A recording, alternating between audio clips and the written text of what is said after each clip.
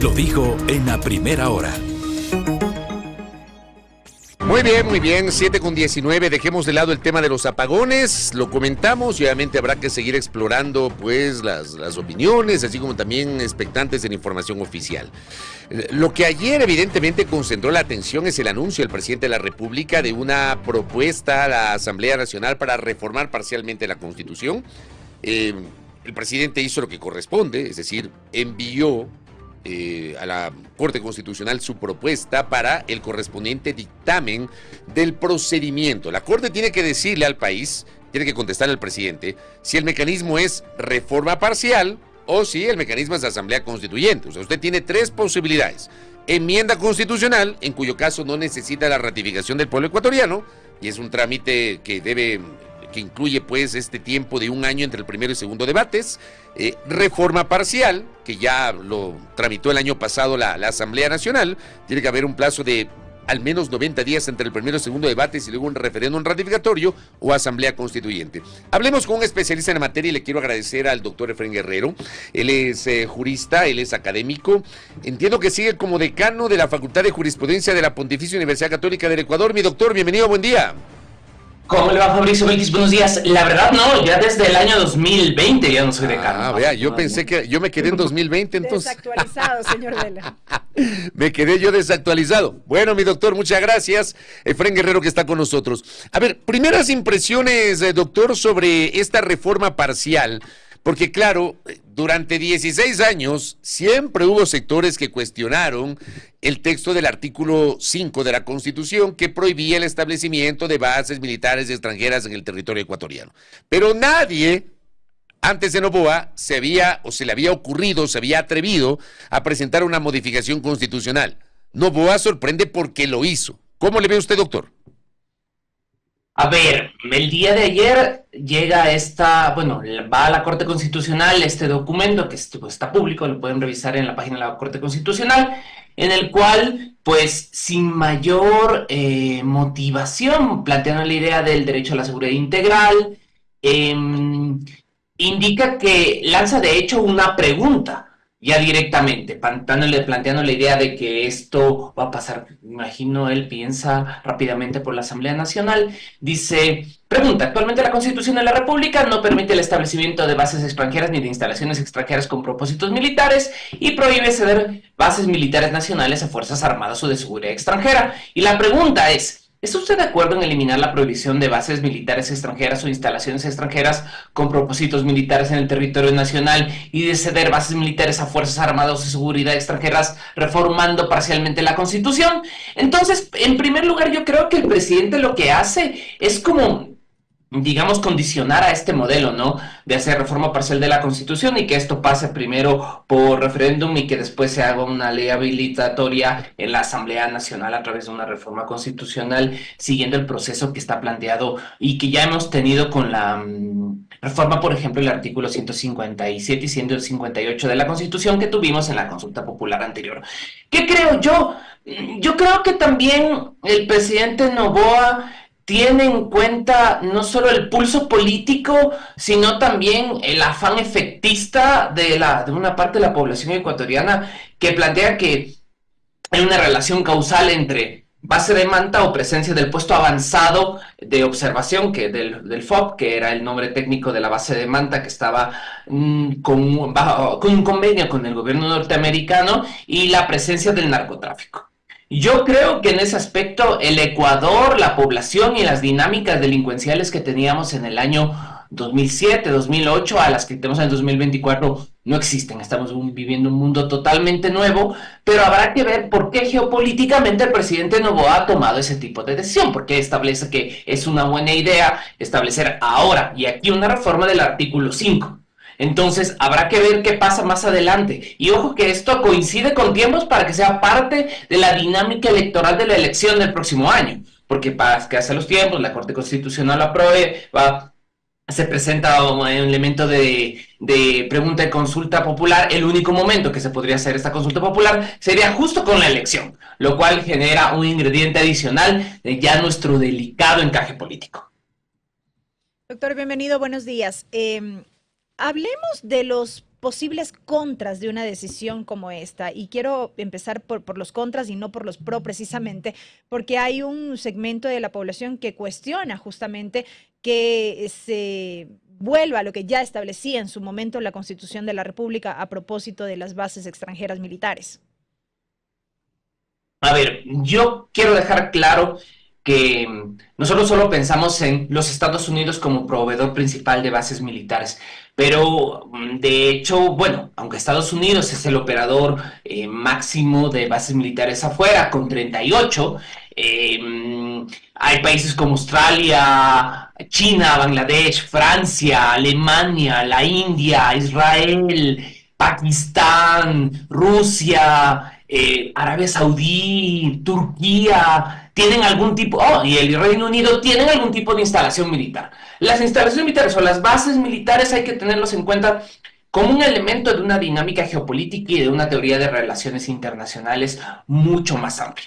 Y entonces habría que ver si, ojo, primer interés es si el presidente Noboa no ha dicho nada en su mensaje de ayer de que esa base sería con los Estados Unidos, aunque el escenario más probable sea que fuera así. En segundo lugar, esto generaría la puerta también de que si cambian los colores políticos queda abierta la posibilidad de que entren también otros actores geopolíticos dentro de la instalación de bases militares. Y sucede, te le pongo el ejemplo, en la semana anterior Brasil, en uno de sus ejercicios máximos de pragmatismo en relaciones internacionales, hizo ejercicios militares conjuntos con Estados Unidos y China, donde en otros lugares del mundo eso no sucede, más bien hay sospechas entre esos dos estados. Entonces, todo depende también de la gestión geopolítica que se quiera hacer respecto a la gestión del territorio ecuatoriano. Y hay que tener en cuenta que según el 147, numeral 10 de la Constitución, el máximo operador de las relaciones internacionales es el presidente de la República.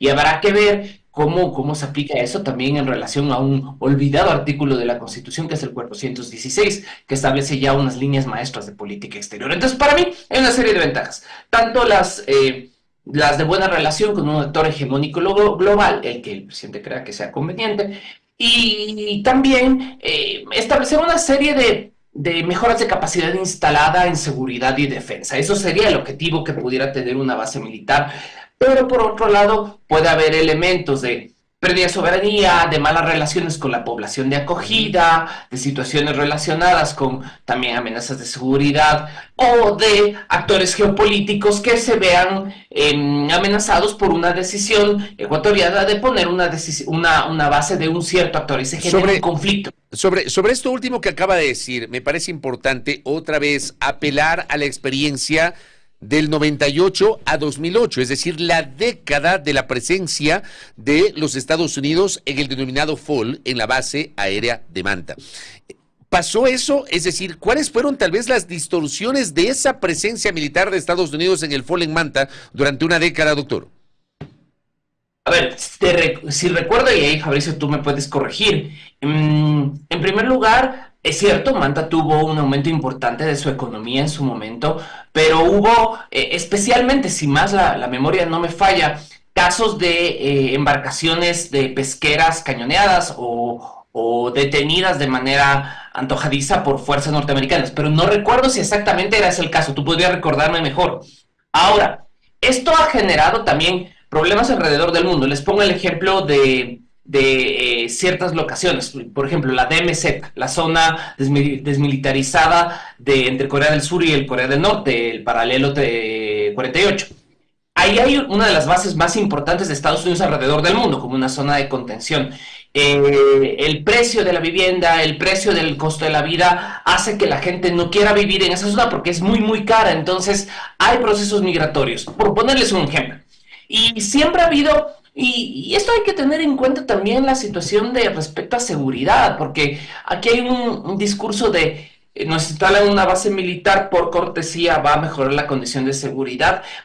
No es muy claro, veamos el caso colombiano. En el caso colombiano hay una activa presencia de bases militares que después eso no se visibiliza en una situación de seguridad o de disminución de la producción o exportación de sustancias sujetas a fiscalización. Entonces, no hay una relación de causa y consecuencia que nosotros pudiéramos apreciar directamente. Sobre la vía a seguir para tramitar esta iniciativa, doctor, entendemos que ya está en manos de la Corte Constitucional, que es la instancia que debe determinar si el camino es una enmienda o una reforma parcial.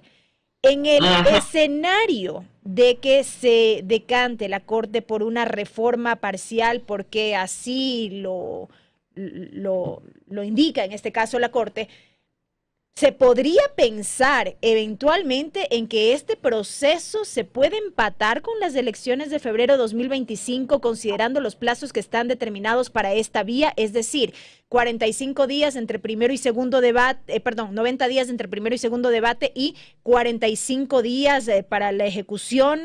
Para la convocatoria. Para la convocatoria.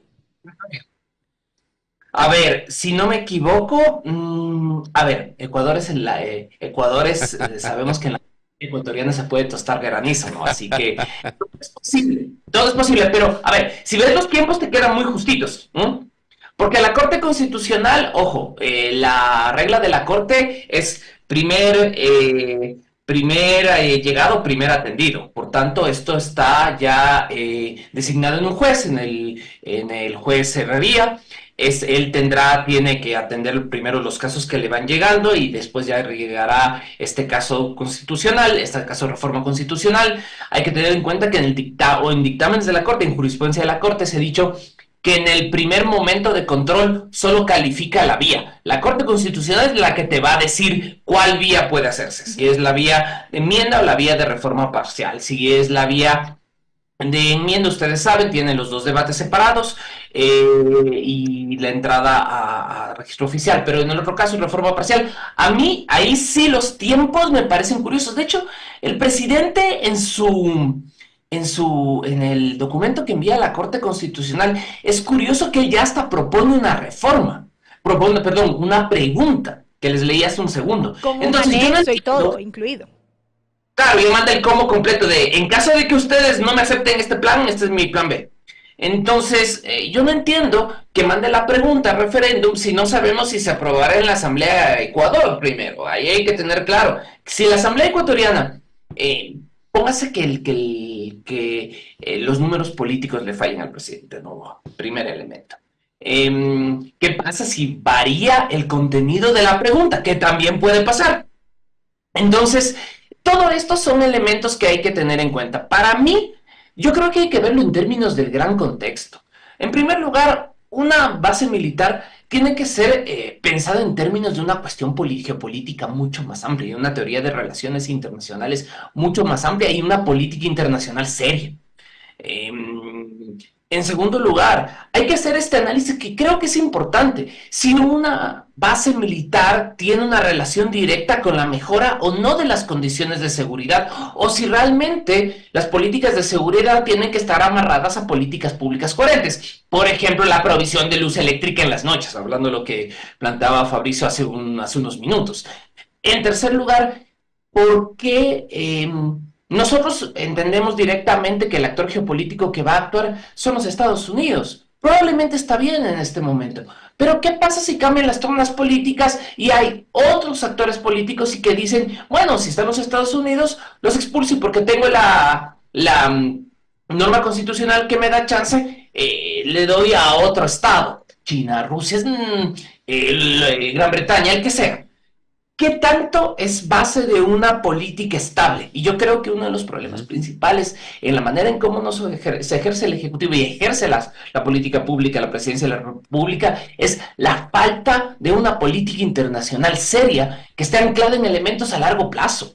Por tanto, yo creo que al final del día, ahora, aquí y ahora, lo que a mí me preocupa es que esto es muy reactivo, es poco propositivo, es poco proactivo y parece un parche, para mí. Puede ser que esté equivocado. Acá, por ejemplo, recibo un mensaje de una de nuestras oyentes sobre este tema y le voy a leer tal cual. Dice, es un golpe de efecto. En la realidad, si uno revisa el convenio de la base de Manta y lo compara con el Estatuto de las Fuerzas y los demás convenios que actualmente están vigentes con Estados Unidos y que fueron suscritos por el gobierno del presidente Lasso y ratificados por el gobierno del presidente Noboa sin pasar por la Asamblea Nacional, porque la Corte Constitucional, hay que recordar, dispuso que aquí no se precisaba la ratificación de la Asamblea, lo que se puede afirmar es que estos últimos convenios son más amplios y dan más garantías de Estados Unidos que el de la base de Manta. Entonces yo creo que esto que me están escribiendo, que me escribe una especialista, va de la mano con lo que usted acaba de decir, doctor.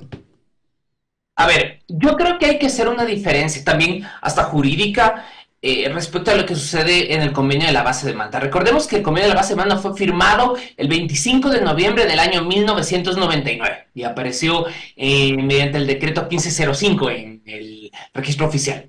Este convenio ahora hay que entenderlo también en la manera de cómo construyen estas dinámicas los Estados Unidos u otros estados cuando establecen una relación militar.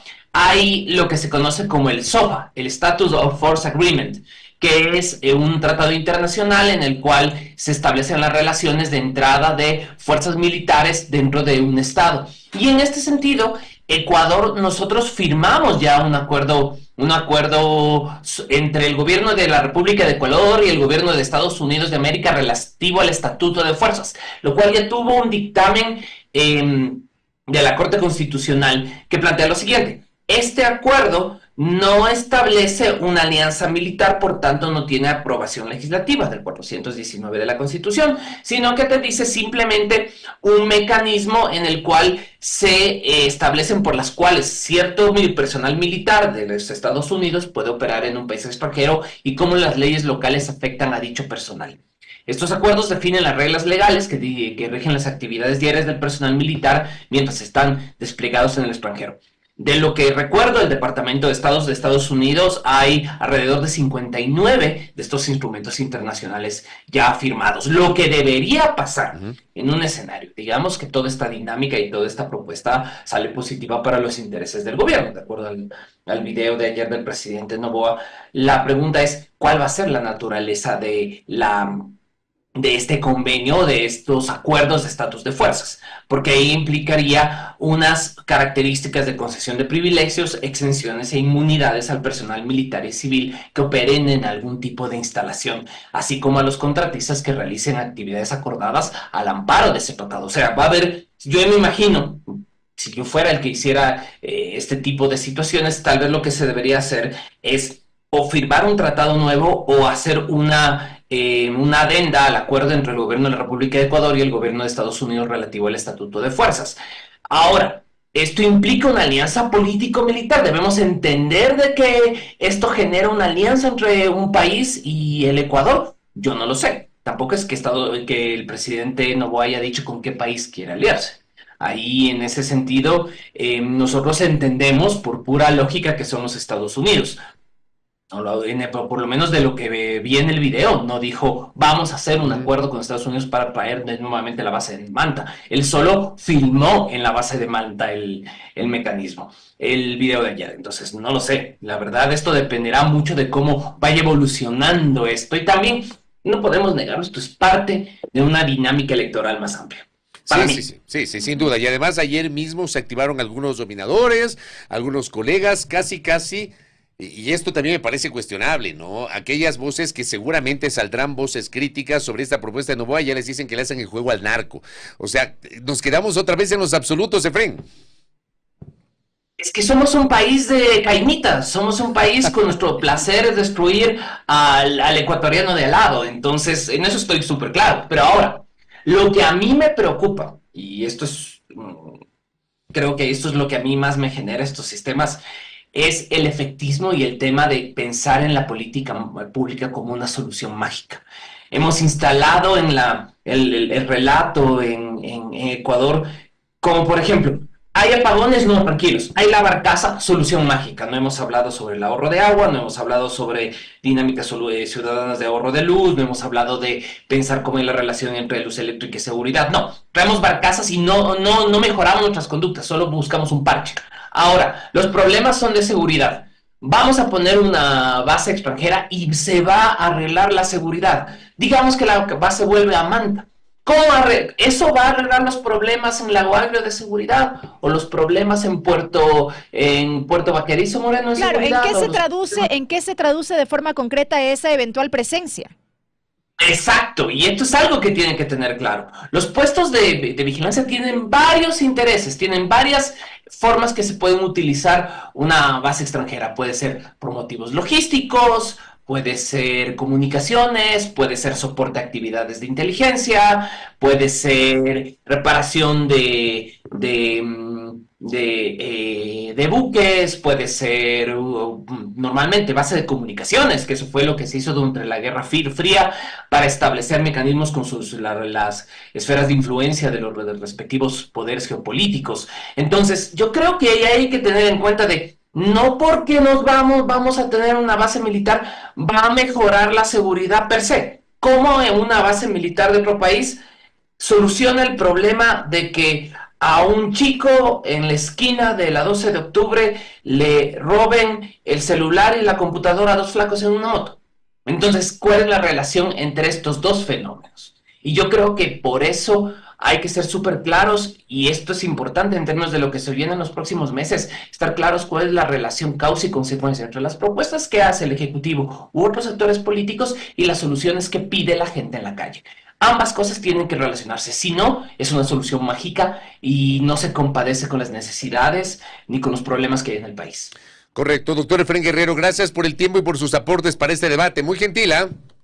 No, quedo agradecido de ustedes. Tengan lindo día. Igualmente para usted, a Efrén Guerrero, académico, analista jurídico, sobre esta propuesta de reforma parcial a la Constitución que ha planteado el presidente de la República. Ya está en manos de la Corte Constitucional, que debe definir si el procedimiento es reforma parcial o no, como ha pedido pues el pronunciamiento el Ejecutivo. Primera plana. Todas las noticias, todas las voces.